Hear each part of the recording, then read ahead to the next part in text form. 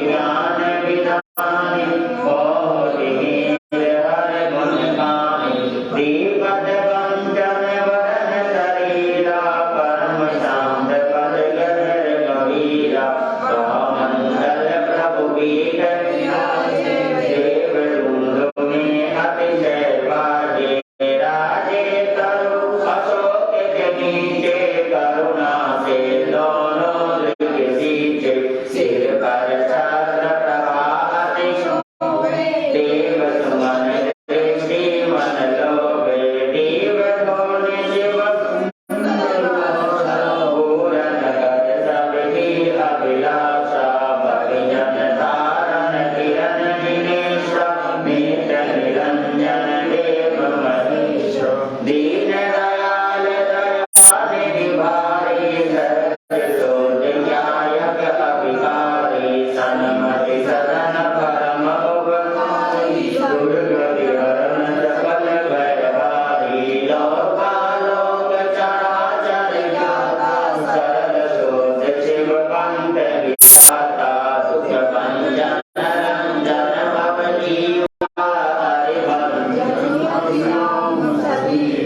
सकल शिरोमणि शोध सरोकारी आधार आधार अनोखा तीन लोकपति संकट नाशी अद्भुत परमानंद प्रकाशी जग में जब अति दुख छाए तब प्रभु आप स्वर्ग चलिहाए हिंसा हत्या यज्ञ वसुवद वंद कराए अति कर मारत यह तुम कीना निर्मल ज्ञान मुनि योगी जन देते जावे तुम्हें मुदित मन सूर्य चंद्र इंद्रादि के देवा करे प्रभु तुम्हारी सब सेवा तुमसे नाम जपा जिने अक्षर परम धाम दिन पाया सैनिक ने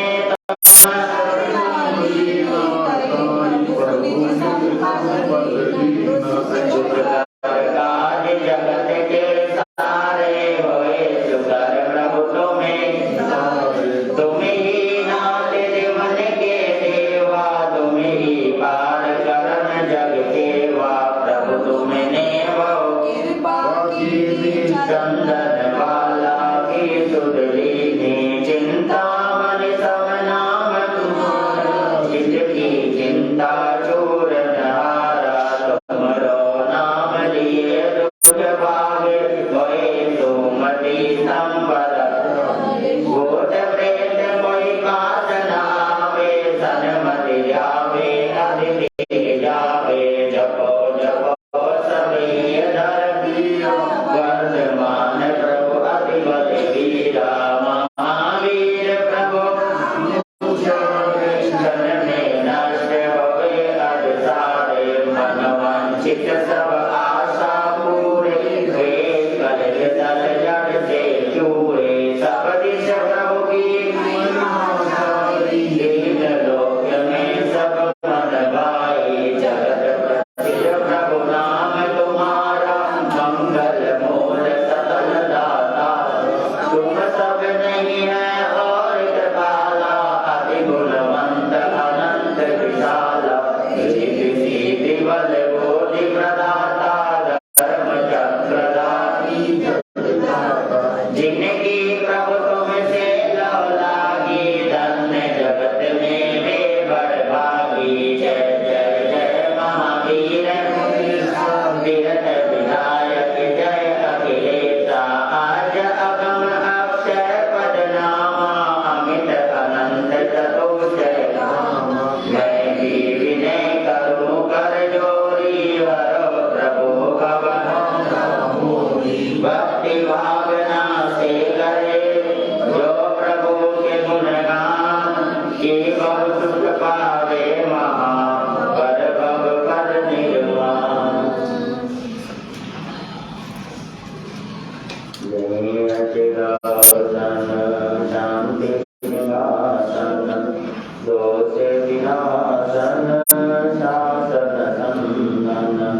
सनमति कारण कुमति निवारण जप भयहारण शीतल चंदन जय करुणा वरुणा रे जय जय जीव सभी कर दे अभिनंदन जय सुख कंदन दूरित निकंदन जय जगवंदन कृष्णानंदन जय जगवंदन कृष्णानंदन है समय नदी की धार के जिसमें सब गढ़ जाया करते हैं है समय बड़ा तो मान प्रबल पर्वत झुक जाया करते हैं अवसर दुनिया के चक्कर खाया करते हैं लेकिन कुछ ऐसे होते जो इतिहास बनाया करते हैं। परम सतेज परम आदरणीय अनंतकारी पूज्य गुरुदेव के पावन चरणों में कोटि शतवंदन नमस्कार करता हूँ। उपस्थित मोक्षाभिलाषी पुण्यमान आत्माओं आपके समक्ष परम वितरागी प्रभु महावीर के अमृत में बानी उस समय के रखने से पूर्व पंक्ति उच्चारण करेंगे आप सभी मिल करके बोलिए बोले श्रवण भगवान महावीर स्वामी जी श्री महावीर शासन की सदा जय हो सदा जय हो श्री महावीर शासन की सदा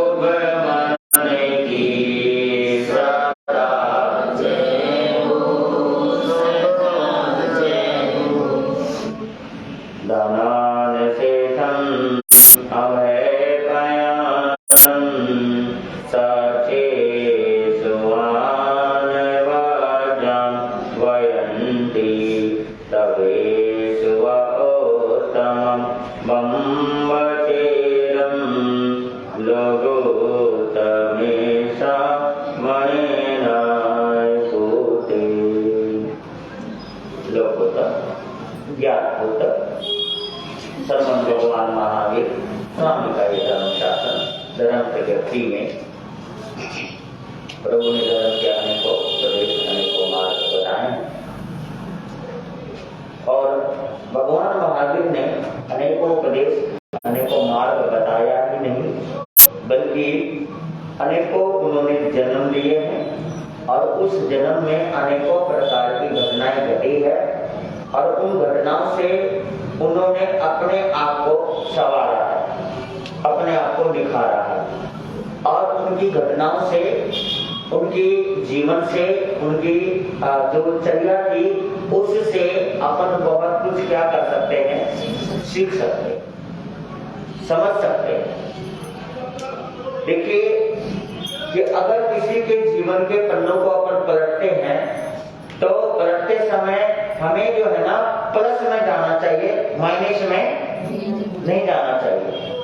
कि मान लिया जाए कि आपको ये लग रहा है कि भाई ये जो काम है ये अच्छा नहीं, क्या लग रहा है, ये जो कार्य है ये क्या नहीं है, अच्छा नहीं है, तो आपको क्या करना है उसके बाद उस कार्य का 10 लोगों में प्रचार करेंगे। आपके समाज में किसी भाई या किसी बहन ने, किसी श्रावक या श्राविका ने कोई गलती कर दी और बहुत बड़ी कर दी, छोटी नहीं बड़ी कर दी, तो उसका आपको पता चल गया कि उन्होंने ऐसी गलती कर दी, तो क्या करेंगे आप?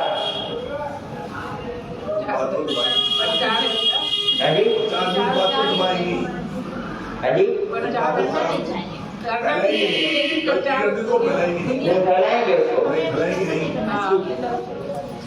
फैलाते हैं लेकिन उस समय अगर कोई बात पता चली तो आप क्या करेंगे? अपने मन में धारणा करेंगे ऐसी गलती दोबारा है ना हम नहीं करेंगे। किसी परिवार में झगड़ा हो रहा है, पति या पत्नी का, भाई या बहन का, है ना, पिता या पुत्र का झगड़ा चल रहा है, तो उस झगड़े को क्या करेंगे? है जी, उस झगड़े को क्या करेंगे? उस झगड़े को सुन करके अगर हो सके तो उसे खत्म करने का प्रयास करेंगे, अन्यथा ये सोचेंगे कि ये झगड़ा हम अपने परिवार में आने ना दे। कोई भी बात होती है, अब आप देखो ना, आप इन चीजों में तो बड़ी सावधानी बरतते हैं कि सामने पानी, सीवर का पानी निकल रहा है, सही है, सीवर का पानी निकल रहा है, एक व्यक्ति जा रहा था तो वो फिसल के गिर गया, क्या हो गया? और आपको भी उसी रास्ते से जा रहे हैं तो आप भी गिरेंगे या बच के चलेंगे? है ना, यानी कि आपको अपने जीवन की बात आ गई है, चोट ना लग जाए, तो आप वो फिसल के गिरा है तो आप भी फिसल के वहां पर नहीं गिरेंगे, आप उसको बच के क्या करेंगे? चलेंगे। बस यही चीजें, अगर कोई घटनाक्रम होती है तो उस घटना से हमें ये सीखना है कि हमें वो कार्य नहीं करना। अगर हम अपने आराध्य देव की बातें कर रहे हैं कि भगवान महावीर स्वामी जो थे एक विश्व विभूति थी और तीर्थंकर पद पे आसीन थे, तीर्थंकर पद पर आसीन तो थे, लेकिन वो किस प्रकार से आए, किस प्रकार से हुए, इस चीज को जानना बहुत जरूरी है। अयोध्या नगरी का पुराना नाम क्या था जी? विनीता नगरी। कौन सी नगरी? विनीता नगरी। विनीता नगरी का मतलब है कि वहां के लोग बहुत ही विनीत थे। क्या थे? विनीत थे। और अयोध्या नगरी का मतलब है कि जहां पर आयुध है, कोई लड़ाई नहीं करता हो आपस में, क्या ना करता हो, लड़ता ना हो, लड़ते ही थे वहां पर। हाँ, क्योंकि देखिए ना, राम के जीवन में इतनी सारी बातें आई और हर जगह पर जैसे राज्य चला गया, वनवास दिया गया, तो उन्होंने एक ही बात बोली थी कैकेयी माता को कि बस इतनी सी बात थी। कितनी सी बात? भाई उनको ये कहा गया कि आपका राज्य जो है भरत को दिया जा रहा है और ऊपर से आपको 14 साल का क्या दिया जा रहा है?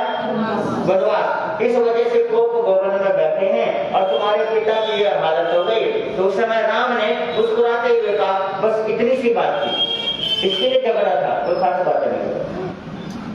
इस बात को सुनकर के कई जो माता की वो दंग रह गए कि भाई मेरे लिए तो ये पहाड़ जैसा था और ये तो राम क्या कह रहा है, इतनी सी बात। इससे आप लोग क्या शिक्षा लेते हैं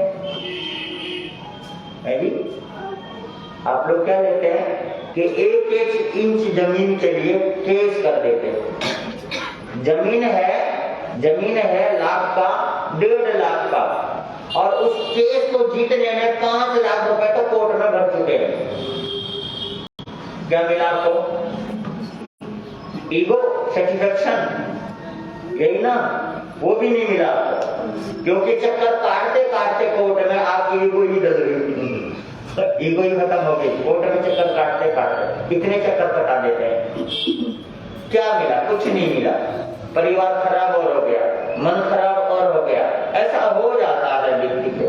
तो जो भी घटनाक्रम है, जिन भी महापुरुषों को अपन याद करते हैं, उन महापुरुषों को याद करके उनके जीवन की जो घटनाक्रम है वो हमें सीखने के लिए होता है, केवल याद करने के लिए नहीं होता, हमें अपने जीवन पर घटित करने के लिए होता है। जितनी भी घटना घटती है, कितनी घटना घटती रहती है रोजाना, आप टीवी के माध्यम से, मोबाइल के माध्यम से, अखबार के माध्यम से, इन तीनों ही माध्यमों से, या फिर लोगों के बातें सुन करके इतनी घटना घटती है, और उन घटनाओं को आप घटना समझ के क्या कर देते हैं, छोड़ देते हैं। कुछ बात उड़ाने वाली है तो उसमें नमक मिर्च और लगा के, चाट पकौड़ी की तरह नमक मिर्च और लगा के, छोका लगा के उसको क्या करते हैं, बढ़ावा दे देते हैं। और कुछ बातें ऐसी होती है जो हम उसको घटना समझ के क्या कर देते हैं, छोड़ देते हैं। लेकिन हमारे जीवन में जो उसके सुन करके बदलाव आना चाहिए, वो बदलाव बिल्कुल भी नहीं आता। आगे भरत चक्रवर्ती के पुत्र मारीची, उन्होंने भगवान के उपदेश सुन करके उनकी कांति, उनकी आभा, उनका प्रभाव, इन सभी चीजों को देख करके उनके मन में वैराग्य आ गया और उन्होंने क्या ले ली, दीक्षा ली।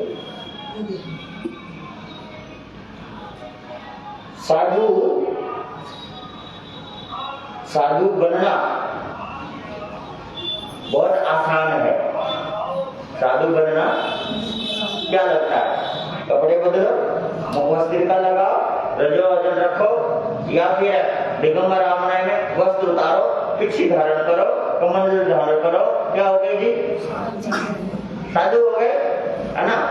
साधु बनना और साधु होना, इन दोनों में अंतर है। साधु कोई भी बन सकता है और बड़ा आसान है बनना। साधु बनने में जाता क्या है, कुछ नहीं जाता, लेकिन साधु होने में बहुत कुछ जाता है। जब उनकी चर्या का पालन करना पड़ता है जी, केस का लुचक है जी, सबसे बड़ा कठिन इस समय जो है केस का क्या है, लुचक। बाकी तो सब कुछ आसान हो गया है, बाकी सब कुछ क्या हो गया, बाकी सब कुछ क्या हो गया है, आसान हो गया है। आजकल हो गया है, पहले तो नहीं, आजकल हो गया है। जो परिचय और उत्सर्ग जो है ये आसान नहीं है सहना, लुचक करना, नंगे पांव चलना, सर्दी गर्मी सहना, सभी चीजें हो गई है। इन सभी चीजों से क्या है कि जब ये जीना पड़ता है, सहना पड़ता है, तो व्यक्ति क्या करता है कि घबरा जाता है, व्यक्ति घबरा जाता है। अब देखो ना, घर गृहस्थी में क्या है, शादी करना तो बड़ा आसान होता है। लड़का देखा, लड़की देखी, नैन अच्छा है, परिवार अच्छा है, हाँ कर दो जी, हो गई शादी जी।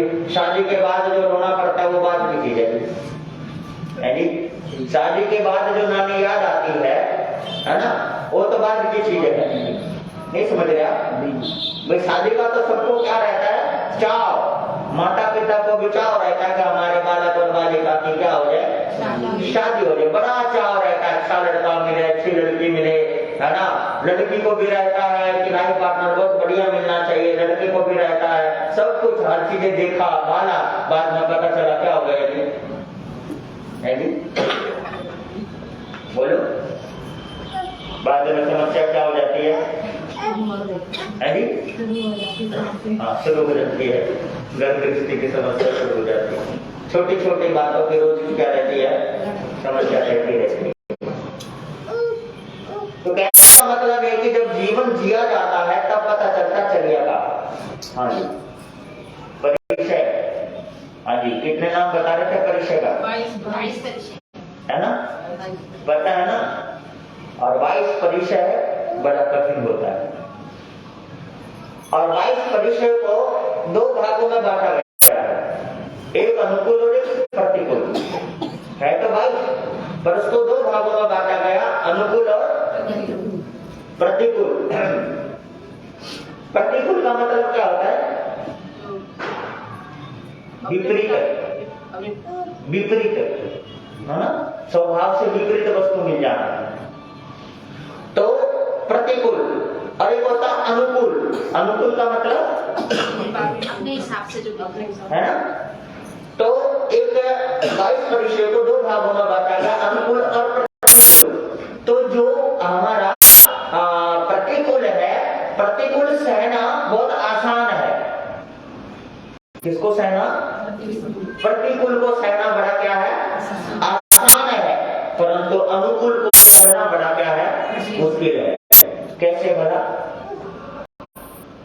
समझ में आ रहा है जो मैं बोल रहा हूँ कि अनुकूल को है ना सहना बड़ा क्या है? कठिन है। और प्रतिकूल को सहना बड़ा क्या है ना? कैसे भला? जैसे केस लूज करना वो अनुकूल है। नहीं, अनुकूल थोड़ी है, ये तो प्रतिकूल है। अनुकूल काम केस लूचना अनुकूल तो हो ही नहीं सकता, ये तो प्रतिकूल है, कष्ट होता है। आप करवा के देखो, पता चले। कंघी करते हैं तो एक भी बात अगर कंघी में उलझ जाए तो क्या होता है? हाँ, दर्द होता है। और जब वहां सीट पर बैठ के आंख बंद करके वो दांत में धागा लेके करते रहते तब नहीं आता कुछ भी। तब तो जी सहावत हमने है जी, तब तो जी सहावत हमने बताओ आराम से आप बंद करके पड़ी रही। हाँ, पता क्यों नहीं? हमारी माँ नहीं क्या? हमारे घर में भी बहन है, माँ है, ये सारे परिवार के वो भी जाते थे ना। तो मैं सिर्फ बात ये कह रहा था आपको कि प्रतिकूल का मतलब ही लोच है। प्रतिकूल का मतलब ही क्या है? लोच है। प्रतिकूल का मतलब ये है नंगे काम करना। प्रतिकूल का मतलब है अपशब्द कह देना। प्रतिकूल का मतलब है प्रताड़ित करना, पीड़ित करना, कष्ट देना, भला बुरा कहना, निंदा करना। और अनुकूल का मतलब है प्रशंसा करना। क्या करना? महाराज कब हमारे हैं, है ना? महाराज प्रशंसा करना, अच्छे अच्छे भोजन बना के देना। समझ रहे ना? अच्छे अच्छे क्या बना के देना? भोजन बना के देना, उनकी तारीफ करना, उनके अनुकूल वातावरण बना करके देना। ये सहना बहुत क्या है जी? मुश्किल काम है। क्यों सहना मुश्किल काम है? क्योंकि जैसे एक ऊंची सड़क हो, नीचे जाना हो, तो वहां पर अगर स्पीड ब्रेकर हो, उसमें ठोकर वगैरह लगे तो फर्क नहीं पड़ता। और अगर उस पर पानी गिरा हुआ हो और साथ में कोई तरल पदार्थ ऐसा हो और पांव फिसल जाए तो सीधा कहां जाएगा? वो कहां जाएगा? बताओ, कहां जाएगा? सीधा नीचे जाएगा। तो इसी तरीके से अनुकूल का मतलब होता है चिकना पदार्थ जिसमें व्यक्ति फिसल जाता है। क्या हो जाता है? फिसल जाता है। और फिसलने से अपना अपना महाराज जी हम अपनेपन में राग आ जाता है। क्या आ जाता है? राग आ जाता है। और राग ही फिसलने का कारण है, मोह ही फिसलने का क्या है? कारण है। इसको सहना बड़ा मुश्किल काम है। प्रशंसा निंदा कोई भी सहन कर सकता है, प्रशंसा हर कोई सहन नहीं कर सकता। और प्रशंसा सबको चाहिए। इसी वजह से 22 परिषद को 2 भागों में बांटा गया है, अनुकूल और प्रतिकूल। इसलिए बांटा गया, हाँ इसलिए बांटा गया, अनुकूल और प्रतिकूल बांटा गया है ना। देखो कि कई बार क्या होता है कि भक्त जो होते हैं और भक्त ने सेवा करी बहुत, ध्यान रखा बहुत, तो उनके संतों के मन में भी उनके प्रति कहीं न कहीं रुझान आ जाता है और उनके अंदर भी संतों के प्रति कहीं न कहीं क्या आ जाता है? रुझान आ जाता है। और वो रुझान ही क्या है? खराब है। रुझान क्या है? खराब करता है मुनियों को। ऐसा नहीं कि अच्छा करता है, खराब करता है मुनियों को रुझान। और उस रुझान से व्यक्ति रुक जाता है ना, रुक जाता है, अच्छा लगता है और वो रुझान भी नुकसानदायक होता है। इसी वजह से ये कहा गया है कि अनुकूल को सहना बड़ा मुश्किल है और प्रतिकूल तो कोई भी सहन कर लेगा, कोई दिक्कत ही नहीं। प्रतिकूल तो आप लोग भी क्या कर लेते हो? सहन करते हो। अनुकूल आप लोगों से भी क्या नहीं होता है जी? सहन नहीं होता। इसीलिए तो आज के बालक और बालिका काम थोड़ा सा करते हैं और काम करने के बाद चेहरा नहीं आते हैं, माँ बाप की थोड़ी सी तारीफ तो करते हैं। और अगर नहीं होती तो क्या होता है? बोलो तो ईगो से रक्षण नहीं मिले तो क्या होता है? बता दो ना। कई बार तो व्यक्ति जो होता है ना कि अपने परिवार के किसी सदस्य से लगाव रखता है और कई बार व्यक्ति अपने ही ईगो से लगाव रखता है। अगर उसकी संतुष्टि नहीं हुई तो क्या होगा? बताओ, बोलो।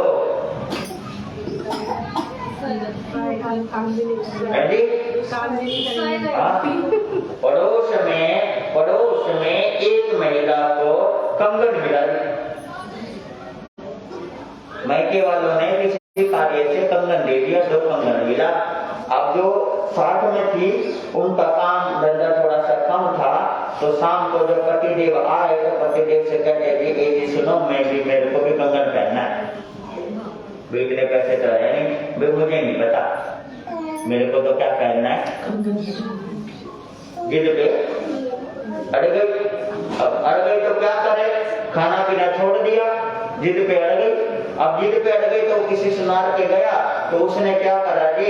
नकली कंगन बनवा करके दे दिया। उसको इतना तो पता था कि असली और नकली, लेकिन चमक थी उसके अंदर तो दे दिया तो वो पहन करके और गली में खड़ी होकर इतरा रही थी। क्या कर रही थी? कि कोई मेरे को मिले, अड़ोसी पड़ोसी मिले और मेरी क्या करे? तारीफ करे। लेकिन किसी ने उसकी ओर देखा नहीं, किसी ने उसकी ओर क्या नहीं किया जी?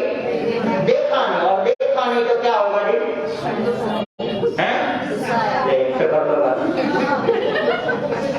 आपने क्या ना आवे तो है। हाँ, किसी ने देखा नहीं तो क्या हुआ जी? उसने जो अपना घर था उसने माचिस लगा दी। क्या कर दी जी? माचिस लगा दी। अड़ोसी पड़ोसी सारे दौड़े उस आग को बुझाने के लिए, बुझाते रहे, सारे करते रहे। उसमें से एक भाई एक औरत दोनों भागे आए, है जो साथ में रहते थे थोड़ी देर पास में, वो भी आए और आकर के वो भी आग बुझा रहे थे। उस बीच में कह दिया, बहन तूने कंगन बहुत सुंदर पहन रखे हैं। तो कहते हैं अरे बावली पहले बोल देती, मैं आप क्यों लगाती है? हाँ जी बोलो।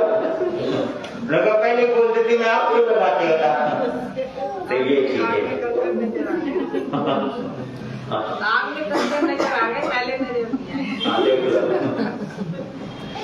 तो कई बार ऐसे भी होते हैं, सिर्फ अपने मन की संतुष्टि के लिए व्यक्ति पता नहीं क्या कर जाता। और सोचता रहता है, और जिसके कारण अपनी मनोदशा, अपनी जीवन चर्या को ही वो क्या कर लेता है, खराब कर लेता है, खराब कर लेता है। अपने स्वास्थ्य तक को भी क्या करता है वो व्यक्ति बिगाड़ लेता है, क्योंकि चिंता में कि भाई मेरे को तो कोई देखता नहीं, मेरे को तो कोई बोलता नहीं है ना, मेरे से कोई बात नहीं करता, दुनिया भर की बातें उसके सामने क्या है, आ रही है। 22 प्रकार के परिचय, अनुकूल और प्रतिकूल। हालांकि प्रतिकूल भी कठिन होता है, ये मानता हूं कठिन होता है, परंतु उसे को सहा जा सकता है। प्रतिकूल कठिन होता है और सहा जा सकता है, अनुकूल कठिन नहीं होता पर सहना बड़ा मुश्किल होता है। मन में राग आ जाता है और राग ही हमारे जन्म मरण का कारण हो जाता है। अब मैं आपको बता रहा हूं, मरीचि जो थे वो अपनी संयम की आराधना कर रहे थे, करते करते उनको एक बार ग्रीष्म ऋतु में बड़ी प्यास लगी। क्या लगी?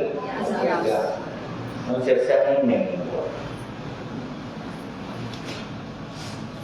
सोचा भगवान जो थे, भगवान जो है ये तो भगवान है, इन्हें पता ही नहीं चलता किसी भी चीज का, पर मुझे तो पता चलता है। और कई बातें थी जिसके कारण उन्होंने मन में विचार किया, अपने तीर्थंकर देव से उन्होंने सवाल किया कि प्रभु आप बताइए कि तीर्थंकर गोत्र बांधने का जो है ना, क्या करना होता है? तो उन्होंने तीर्थंकर गोत्र बांधने के 20 बोल बताए। कितने? 20। हाँ चलो 16 वहां पे 16 हो गया, 20 दे देता है, 20 बोल बताया है।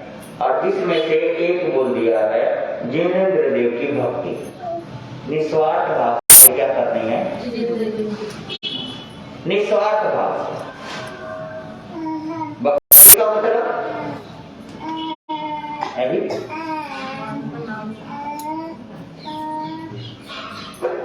भक्ति का मतलब होता है पूजा नहीं, फल नहीं, थाली नहीं।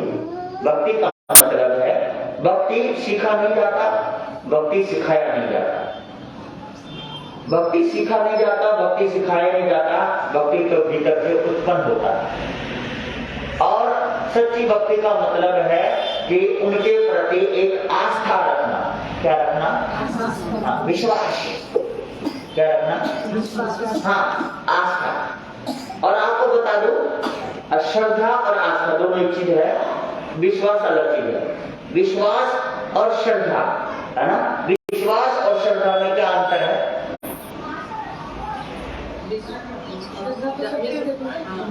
श्रद्धा तो सबके की जा सकती है, विश्वास ऐसा, पर ये हजम नहीं है, कुछ और बता।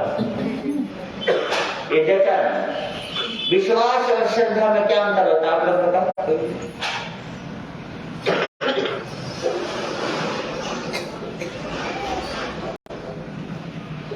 विश्वास जो है वो किसी के मुख से सुनकर होता है। क्या होता है?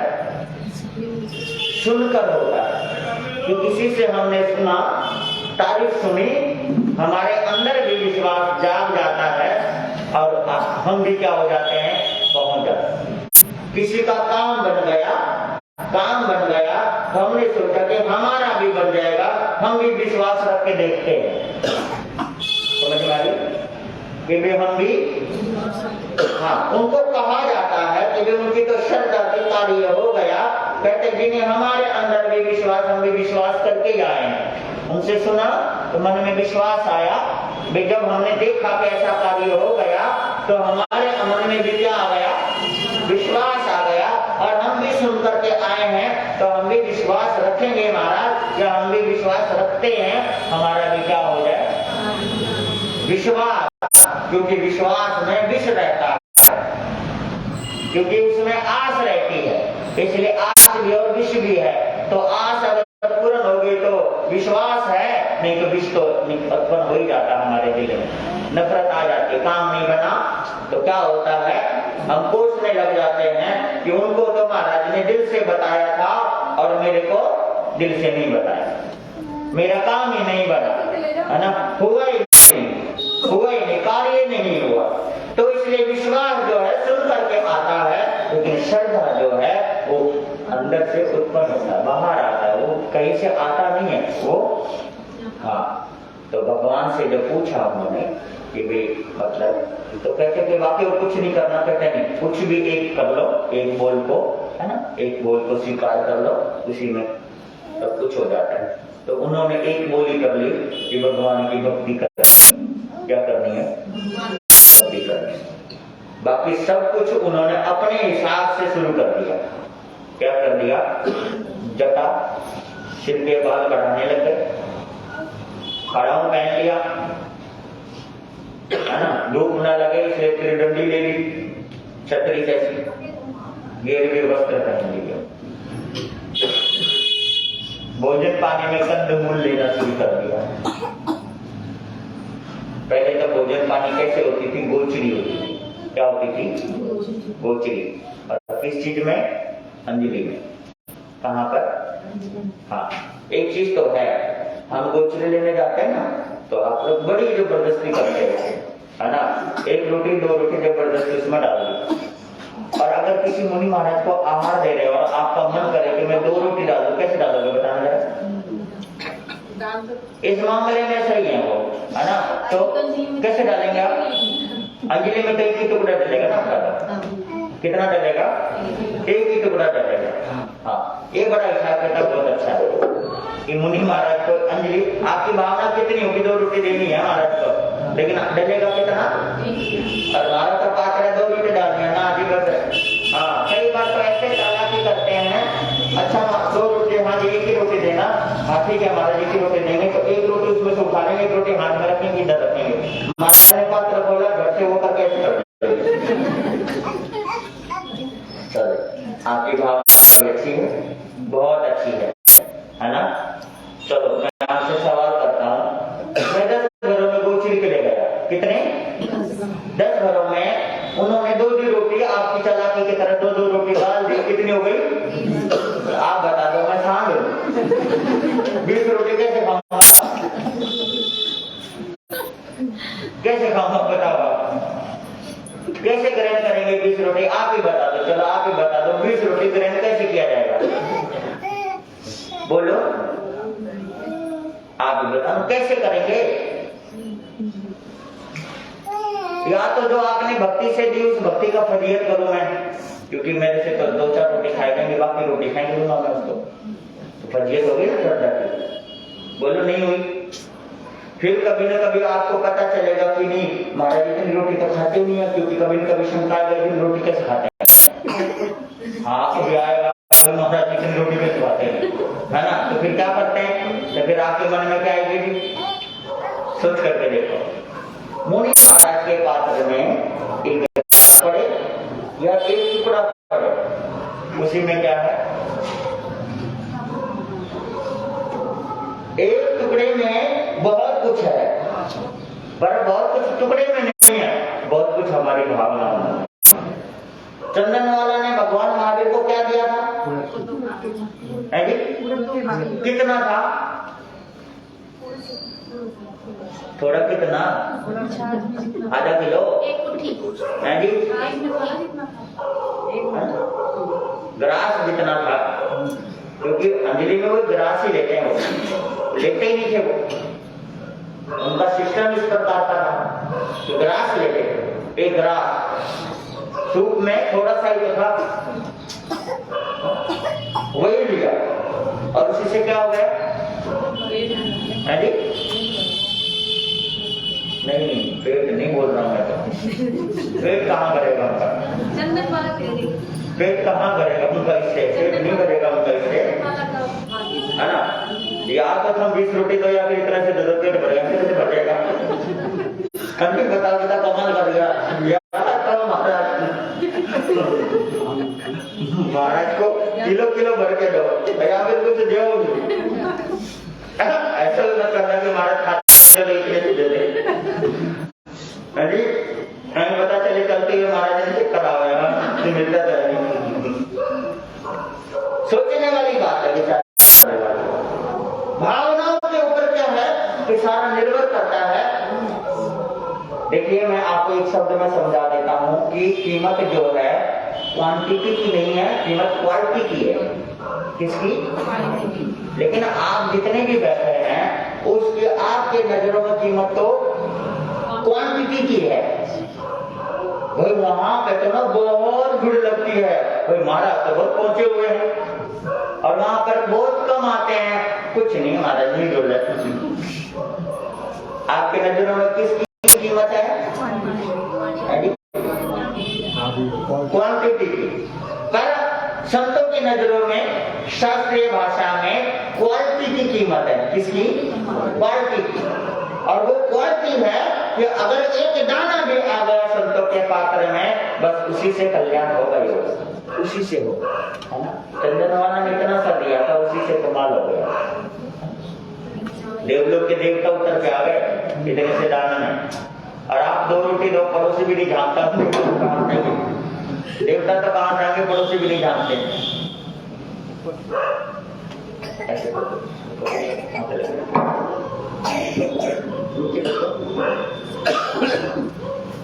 हाँ जी, बात यह है कि मरीचि ने मन में सोचा कि अब जो है मैं भगवान का बताया हुआ एक मार्ग मिल गया।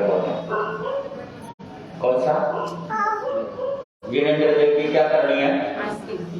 भक्ति। जिनेंद्र देव की भक्ति, और बाकी सब कुछ उन्होंने अपने अनुरूप कर लिया।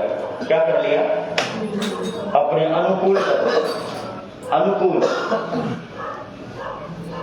चला नहीं जा रहा, नंगे पांव, और वो त्रिदंडी भी रखी हाथ में। ठीक है, ये सब चीजें रखी, कंदमूल खाने लगे। और भगवान का मैं पुत्र हूं, भरत के मैं पुत्र हूं, साधु बना हूं, सब क्या कहेंगे, इस चीज के कारण वो सभा में भी नहीं आते, वो बाहर है सभा से। परंतु उनके अंदर जो भक्ति थी ना, उस भक्ति के कारण उनके पास जो भी आते उनको रोजाना उसको उपदेश देते, समझाते कि भगवान जो है, असली उपदेश जो है वहां पर है। कहां पर? ये उनके दिल में भक्ति थी कि उनको लोगों के दिलों में भक्ति जगा के, श्रद्धा जगा के वो कहां भेजते थे? भगवान के समस्या वो भेजते थे। उनका काम था कि मेरे से हुआ नहीं, मैं क्या हूं? सही नहीं। हाँ, मेरे से हुआ नहीं, मैं सही नहीं, है ना। मेरे से पुगा नहीं, मेरे से पुगा नहीं, मैंने अपने अनुकूल वातावरण बनाया, है ना।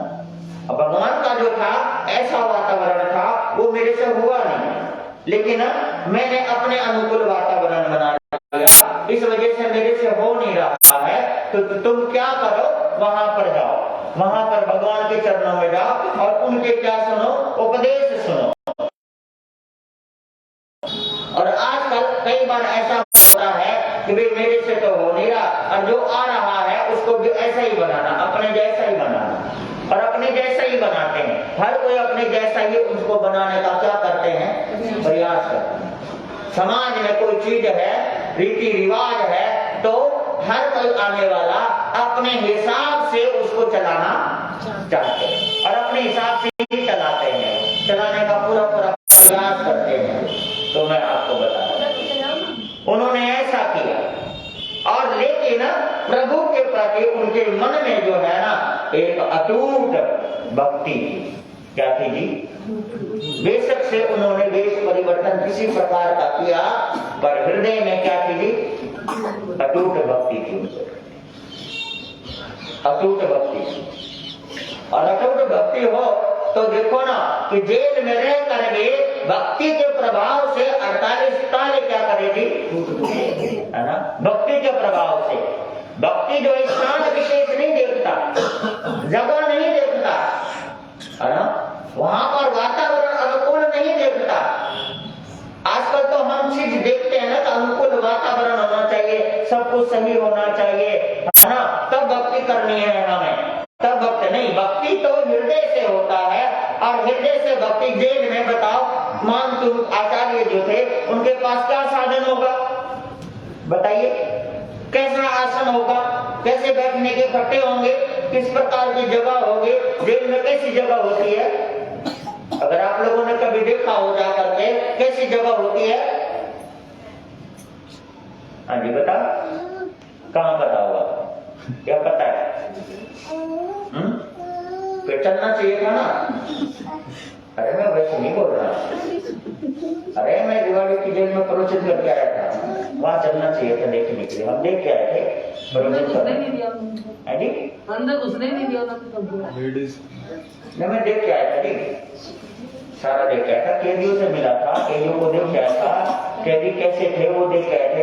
फिर इससे पहले हम गुरुदेव के साथ थे तो करनाल में बहुत बड़ा जेल था, और उसमें तो हम मिल गए थे, वहां तो 70-70 साल की बुढ़िया स्त्री भी थी जेल के, सारे देख के आए थे, सारी तरह की उम्र की, बड़ी दयनीय स्थिति होती है वहां पर। उसके बावजूद भी आचार्य मान तुमने प्रभु की क्या करी, भक्ति करी, और भक्ति का परिणाम क्या निकला, 48 साल क्या हो गए,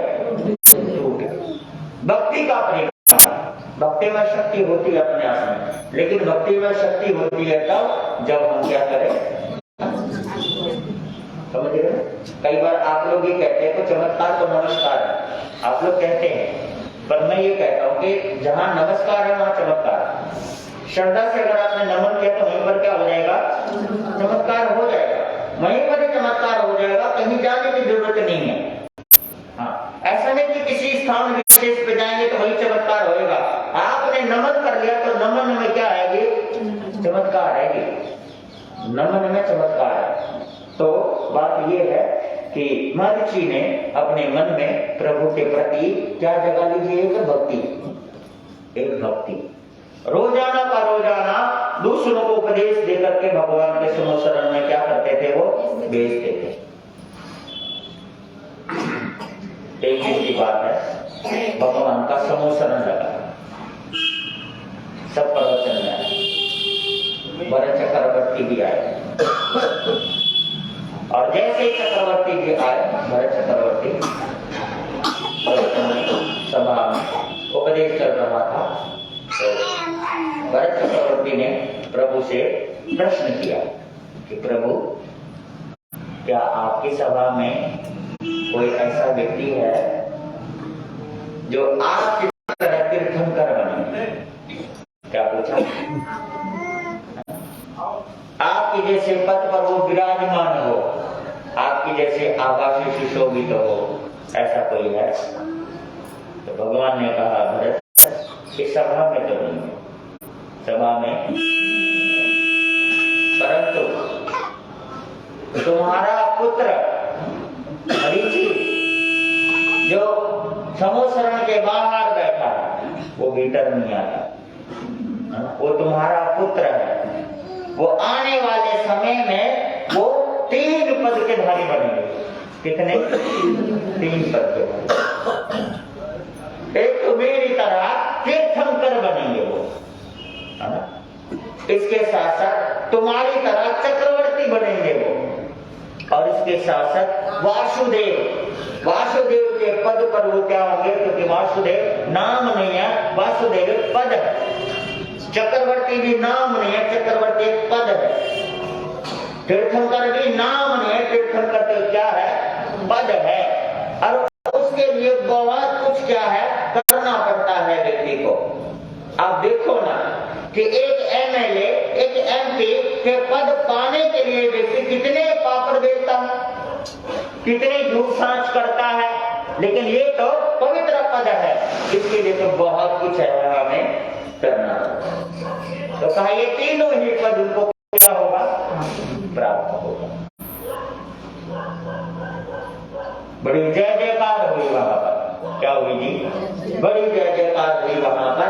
और भरत जो है आज से पहले अपने ही पुत्र को वो वंदन नहीं करते, क्योंकि उन्होंने भगवान का धर्म छोड़ दिया, तो क्या नहीं करते थे। लेकिन आज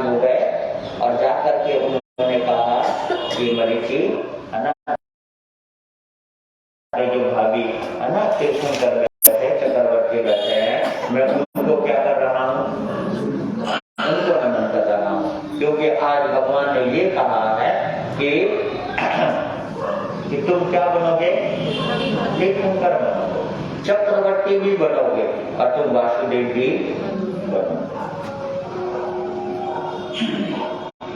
इस बात को सुनकर के है जी, अगर किसी को पता चले तो क्या होगा, बड़ी खुशी, आनंद, बड़ी खुशी और आनंद, बहुत खुशी हुई, बहुत आनंद आया कि मेरे पितामह है ना, दादाजी, कौन, मेरे पितामह दादाजी क्या बने हुए हैं, तीर्थंकर, और मेरे पिता क्या हैं, चक्रवर्ती, है ना। तो कहते हैं जो मेरे दादाजी हैं वो मैं भी बनूंगा, जो मेरे पिताजी हैं वो भी मैं बनूंगा, लेकिन जो ये दोनों नहीं है वो भी मैं बनूंगा। समझ में आई बात है? पहले तो बड़ी खुशी हुई और बाद में क्या हो गया है जी, बाद में अहंकार आ गया। पहले क्या हुई, खुशी हुई और बाद में किस बात का अहंकार, कि मेरे पिता मेरे दादाजी केवल एक बने हैं, क्या बने हैं, तीर्थंकर, और मेरे पिता क्या बने हैं, एक बने हैं चक्रवर्ती, लेकिन ये दोनों भी नहीं बने वासुदेव, और मैं तीन एक साथ में बनूंगा, क्या बनूंगा मैं, तीर्थंकर भी, चक्रवर्ती भी और वासुदेव भी, है ना। तो मेरा कुल, मेरा खानदान कितना बड़ा है ना, और मेरा जीवन देखो कितना बड़ा है कि मैं तीन चीजों को एक साथ धारण करूंगा, इनको एक एक मिला है, मेरे को तीन मिलेंगे। इस बात से क्या आ गए जी मन में, अहंकार,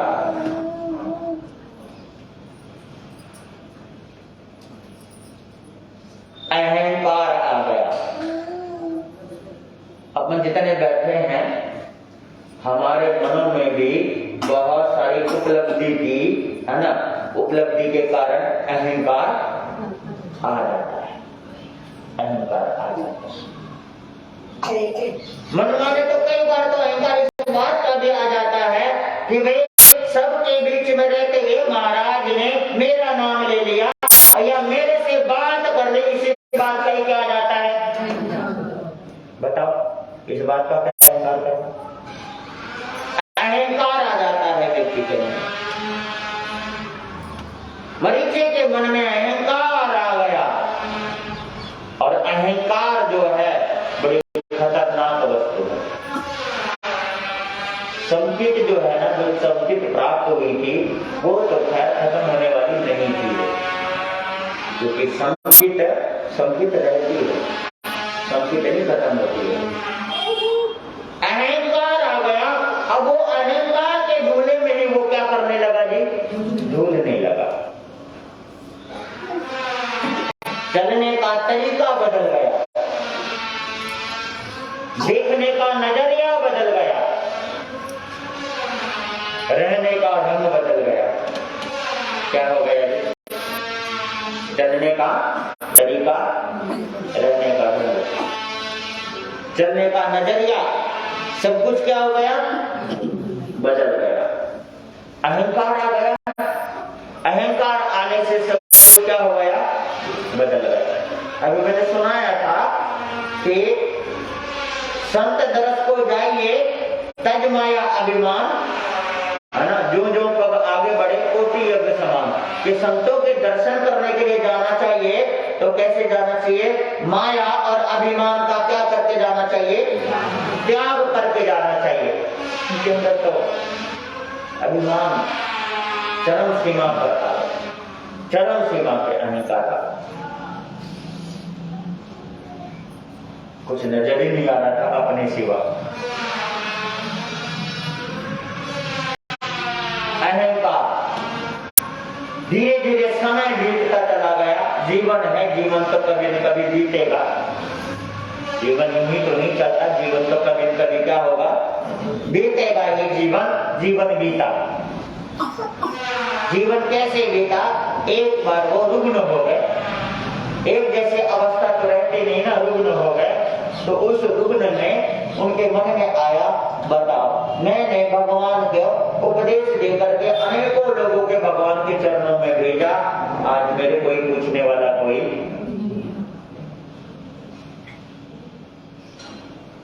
एक राजकुमार जिसका नाम कपिल था, राजघराने में राजवंश से था, कपिल नाम था उसका। वो आया और वो भगवान के पास भी गया था तमोशरण में, है ना, गया और फिर आया, आकर के होने लगा, लोगों ने किया जाओ मर्जी था, आया आकर के बोला कि भाई मरीची आप मेरे, मैं आपके प्रति श्रद्धा रखता हूँ, और आप ये बताइए कि मैं आपके पास क्यों न रहूं, मैं आपका शिष्य बन जाऊं। तो मरीची ने तो कहा था चलिए वहीं बन जाओ, लेकिन उस कपिल ने एक बात कही, तो आप ये बताओ क्या आप उनसे कम हो? क्या कह दिया? आप उनसे कम हो। हाँ जी, चने के झाड़ पर चढ़ाना किसी को कहते हैं, क्या कहते हैं? चने के झाड़ पर चढ़ाना। और ऐसे व्यक्ति बहुत मिल जाते हैं चने के झाड़ पर चढ़ाने वाले। आप क्या उनसे क्या हो? कम हो। पहले तो सारा ठीक था, अब तो और भी ज्यादा खराब हो गया, है ना, और भी ज्यादा खराब हो गया। कहते हाँ बात तो ठीक है, मैं कौन सा कम हूँ, मैं कौन सा कम हूँ। उनको अपना क्या बना दिया जी?